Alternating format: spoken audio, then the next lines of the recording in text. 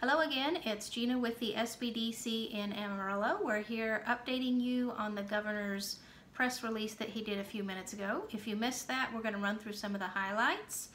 The best news, as of this Friday, May the 1st, retail and restaurants in Texas will be allowed to reopen, with some limitations of course, but we'll run through those. I don't know about you, but I'm looking forward to going out to eat and some more bottomless chips and salsa. I've missed that desperately. So as of Friday, those retail establishments and restaurants will be able to open, but they are limited to operating at 25% capacity. Additional good news, in counties that have 5 or fewer diagnosed cases of COVID, you can go ahead and operate at 50% capacity. There doesn't seem to be any formal policing of that. It's up to you as the business owner to police that, but please do so for the safety of yourself and your employees and your customers. Additionally, museums and libraries will be allowed to reopen. Only caveat with those is they can reopen so long as they don't have hands-on exhibits. So none of our museums with the hands-on exhibits for kids, things like that, make sense.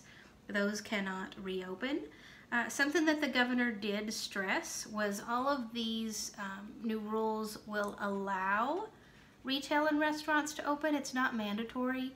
If you still don't feel safe opening, it's absolutely your decision. I know we have some very high rates of COVID in Potter, Randall, Donley, and more counties in the Panhandle. Those are places where the decision is definitely up to you, and if you choose not to open, that is absolutely your decision. There is no mandate for anyone to wear a mask, but they did ask that we continue to do so as we've done. That's part of why our rates have declined across most of Texas. And the only bad news that came out of this was that our barber shops, hair salons, nail salons, bars and gyms are still not allowed to open. The governor's office is working on ways for that to happen safely.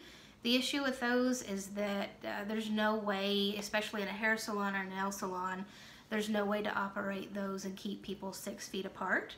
So we expect additional guidance in a week or two to come.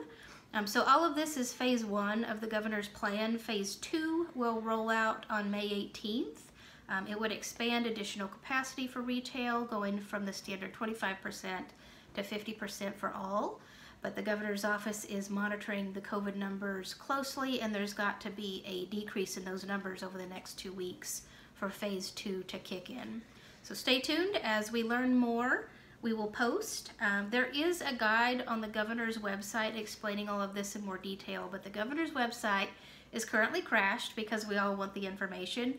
We will post it in the comments as soon as we can get that downloaded. But in the meantime, I do have a COVID email list, and I'll be emailing that out to everyone there.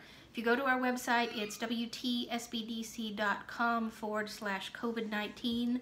The sign-up link is there, and you will be one of the first to get that information guide, as well as any new information on COVID-19 for small businesses as we learn it. Stay safe. We miss seeing you all.